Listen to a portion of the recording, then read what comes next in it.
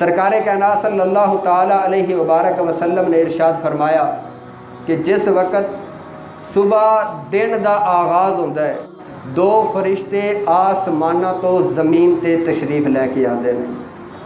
جس وقت وہ زمین تے آندے نے تے فرشتے کردے کی نے، جیڑا بندہ اللہ دی راہ دے اندر مال خرچ کردا ہے نا، میرے آقا علیہ الصلوۃ والسلام نے فرمایا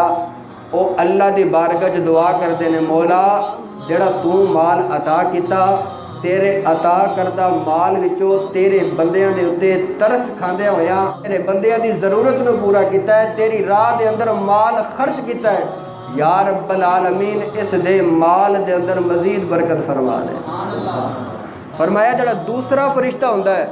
اگر کوئی بخیل انسان ہوئے جڑا اللہ دی راہ چ مال خرچ نہ کرے، پیسہ جوڑ کے رکھے، پیسے دے اتے سپ بن کے بہ جائے، فرمایا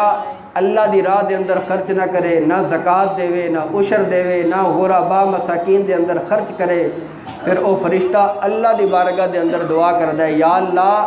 اے تیرے راہ دے اندر مال خرچ نہیں کر رہا، حالانکہ مال دیتا بھی تو ہے تے آرڈر دیتا بھی تو ہے کہ میری راہ دے اندر خرچ کر، یا اللہ پھر تو اے بھی فرمایا کہ مال تیرا بڑھا دیتا جائے گا، مولا تو اے بھی فرمایا کہ دنیا دے بھی فائدہ ہوئے گا تے آخرت دے بھی فائدہ ہوئے گا، یا رب العالمین اتنے فائدے ہون دے باوجود پھر بھی اے بندہ مال خرچ نہیں کر رہا، اے بخل کر رہا ہے، یا اللہ اس دے مال دے اندر تنگی کر دے۔